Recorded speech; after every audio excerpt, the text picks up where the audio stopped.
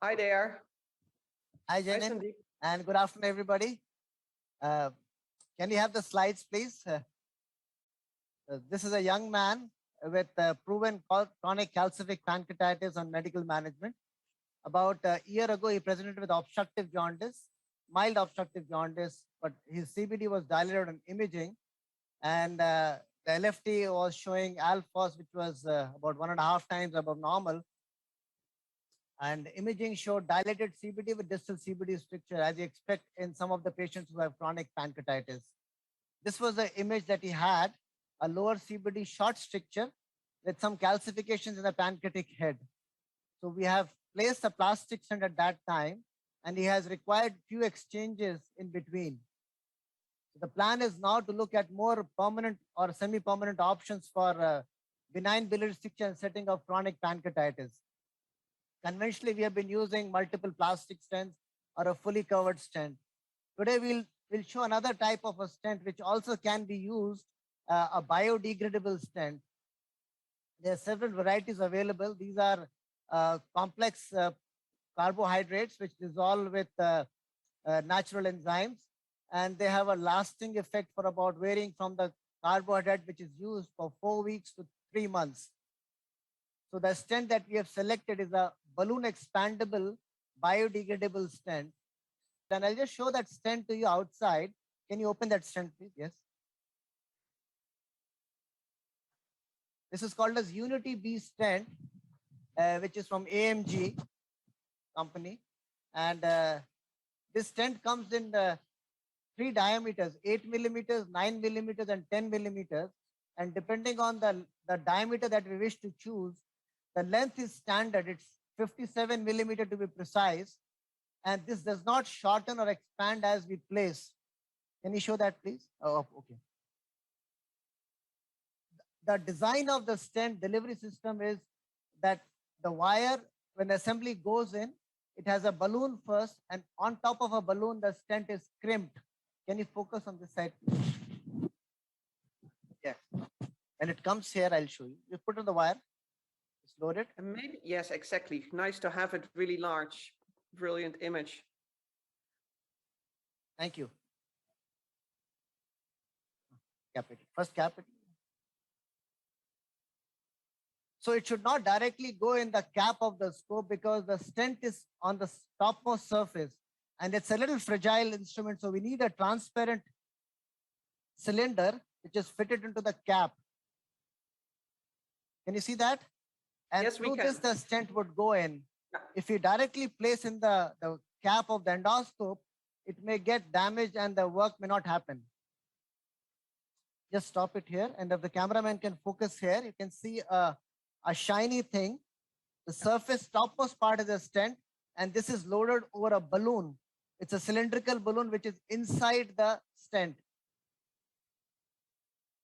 So we'll gently pass it across without rubbing against any of the side part.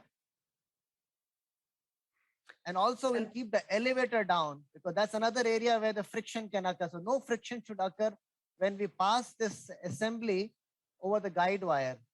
And what are you afraid of if friction is occurring? What's happening? Yes, yes. Wire tight. I mean, is the balloon going to be damaged? No, the stent. The balloon inflates the stricture, and the stent also expands over the balloon, and then the stent is released there, and the balloon is deflated and pulled back. Stent remains in its position. So this is a little more crucial situation. I'll keep the elevator down, and you'll see a little shiny thing coming out. Can you see that? Yes, we can. That's really nice. Thing. And maybe we can get the endoscopic image a second large so we can have a closer look. Endoscopy large and fluoroscopy small. And this stent has 2 radiopaque markers at both ends. So 2 at the distal end and 2 at the proximal end. I see you very carefully moving in, and you really do not want to have any friction at all. Absolutely. And now we will inflate with contrast. Okay, so then we can have. So you see the markers on the 2 markers the radiographer is pointing out, one above and one bottom. And I think for that we need now we'll have a bit larger, please. Fluoroscopy large. yes, inflate. Fluoroscopy large. Yes, now we Yes, can see nicely this? appreciate the markers and also immediately the inflation of the balloon. Keep it inflate. Slowly, stop. Little more. Stop there. I think this is okay. So we won't go too big. We can go up to 8 millimeter or 9 or 10, little bit more. We have to adjust according to the bile duct as well. Little bit more. Stop. And we'll keep it inflated for about a minute or so. But that's incredibly long. How are you going to manage that? What are you going to do in between? Talk to you. Usually he has a cup of coffee in between. I would say so, yeah. One sip of Or hot dosa coffee. or so. Yeah. Samosa. So the aim is to dilate as much as we do normally for any stricture, which is about a minute or so. And then we deflate the balloon. The aim is to deflate it completely. Again, there should be no friction between the balloon and the stent. So this stent will keep expanding. It's expanded now fully with the balloon and remain at its position and before it starts getting dissolved. So the expansile area remains in situ. So the continuous permanent dilatation remains for at least 3 months before the stent starts getting degraded. And how is it with hyperplasia? I mean, we know from other degradable stents that they might give tissue hyperplasia. How is your experience with this one? That's a great question. So there have been some animal experiments done before and some human experiments too with a similar complex carbohydrate, which is a secret of the company. And it has not caused any tissue hyperplasia. Some of the earlier stents that we have placed, we didn't find any tissue hyperplasia. Oh, that's great. The only major advantage which I foresee compared to other contemporary stents is that you don't require a second procedure to remove the stent. And how is it And with the the cost force? involved thereafter. How is the expanding force of it? How much pressure does it give on the surroundings? So it doesn't give any more radial expansion except for what balloon is giving it now. Now you can reach it. Yeah, so it's only the initial expansion that occurs, Janine, and afterwards it stays in the same expanded state. It doesn't collapse. And I think the important thing is, like Sandeep was mentioning, how it dissolves.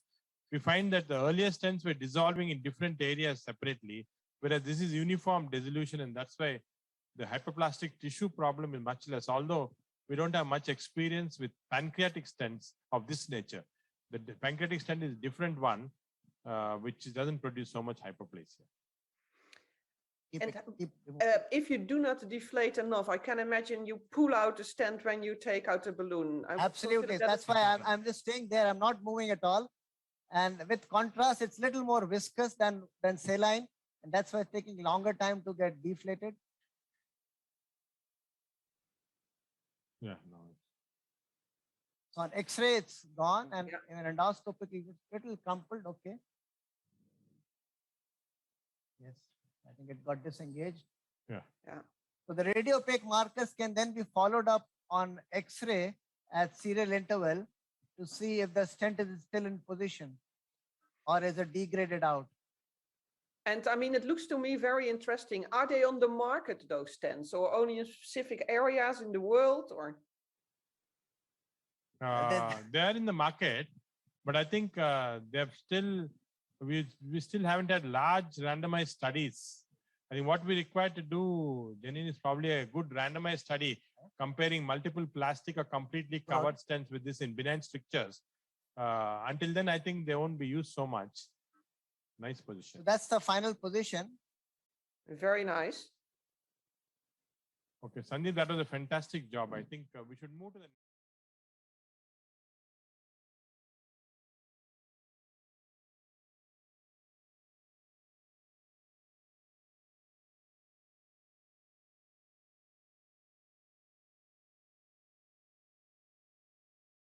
you are there. Oh, okay. Okay. Hello. Hi. Hello, Horst. How are you? Hello. I'm fine because I'm a guest here in Marseille in this wonderful team. with Mark Giovannini and his group. This is a patient with FAP, with a papillary adenoma, and we already checked the other sides of the duodenum. As you can see, when you now switch to the endoscopic image, you see multiple small adenomatous lesions. But if they are smaller than 1 centimeter in size, you can just follow the patient. Exactly, 3 times. So Very nice. Open the snare. We will remove it. The next step is we should place a pancreatic stent because this is part of the ESGE guideline. And in the meantime, the team got the stent ready. And I'm going to place, a biodegradable stent, the Ecomeda stent, because this is an excellent indication. And this stent is available in 3 different degradation options. So within 12 days, 20 days, or 11 weeks. And of course, we only need here the fast degradation within 11 days. And I will show you before I insert how it looks like. So hopefully the wire will... Okay, she has the wire. So pull a little bit on the wire. So it's biodegradable at 12 days. 90% of the stent will have been stopped, completely dissolved. And I will also show you now, freeze the image. You see, and within approximately 20 days, 100% will have been resolved. And as you can see from the outer side, it has a helical shape. So it's not only draining through the stent, but also on the outside because of the helical shape. So even if it would block in the center, drainage is still provided. And this is, of course, excellent because the patient has not to be followed. And this is already the distal end of the stent. So we push it carefully. You see the flaps here. Pancreatic juice is coming. Can you see that? Yes, we can. Pancreatic juice. Excellent. Okay, remove. Yes, Florence, remove the wire. And we are finished. Very, very nice demonstration. Thank you very much.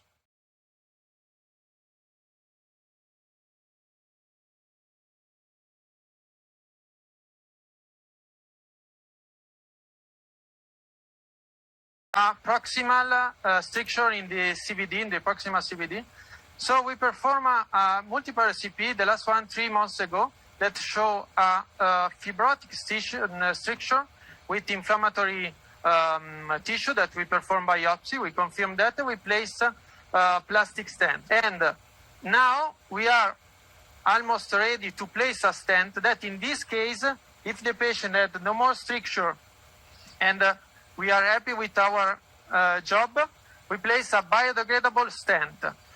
Or we place only the biodegradable stent in order to avoid to repeat another RCP, because you know this patient have a very high risk of cholangitis, so we need to reduce the number of RCP. And if we perform in this patient RCP, we need to be sure to reduce the risk of cholangitis. The camera is right here. There is no camera. Can you see? So can you see here with Professor Epici the biodegradable stent? Not that well. We need to have a little bit of a closer view. Ali, can the camera zoom in on that a little bit more? Okay, We we're can seeing zoom it with the better. camera? Yes, we see it. Can you describe the stent for us a little bit? So the concept of the stent that binds can flow either inside or outside, thanks to this specific design which Archimedes invented many centuries ago, so it's cool mechanism. So the bile goes either ways, internally and externally. And the other big issue with this stent that we don't need to remove. So as long as it's being degraded, we don't need to go back to the bile duct. We are saving money because we are not doing another RCP. We are basically using this stent for post-RCP pancreatitis all the time, for fistula leaks in the bile duct, post-surgical fistula leaks. And now we are going to use also for benign strictures. The goal is in the future to put several multiple biodegradable stents to see what's happening. Also in tight strictures of the bile ducts which are benign and which can be very resistant to be treated. Of course, we need data on that, but preliminary data that we have on patients that we've been treated here are quite good. So now we're moving to the procedure. Ale, can you describe what you're doing? Yeah, now I try to put the stent. So you're using Exalt? Yeah, because okay. I would like to reduce to 0 the risk of cholangitis of our patient. And for that reason, we use not only the Exalt, but also the rapid exchange system in order to avoid the risk of cholangitis of this patient. Now I'm placing a 10 French stent, 8 centimeter. So I see you pushing the stent using a standard device. Yeah, it's a balloon, an extractor pro balloon. So that we have already used it for cholangioscopy. Yeah, for cholangioscopy. So we need not to use other device. And you can see very well the stent that is inside our CBD with the shape that Professor Epici have shown you. And now, in order to release the stent, I remove the guide wire, okay, that I control. You see my hand? So I control everything. I remove the guide wire. The stent is still in place. I remove the balloon, and that's it. So the stent you see inside is suspended in the bile. Yeah. It is very nice to see in the floor the shape of the stent. Yeah, so, we can see that. So it is finished, and now we can put in the trash also the scope, because there will no need to clean the scope, and that's it. Everything is finished. Okay. Bravo, Alex. So, thank you. Congratulations. Ali, I have a question. So what's going to be the follow-up of this type of a patient after you've placed the biodegradable stent, the Archimedes stent? We follow up the patient with biochemical test and MRI probably in 3 months, and we check. This stent is a slow degradation stent. So start the degradation after 11 weeks. So after that, we can do the MRI in order to understand when the stent is biodegradable, and to understand the stricture is gone or not. And you see, we have put the scope in the trash, and it's finished. Okay. Very nice case. Thank you. Thank you. I think we can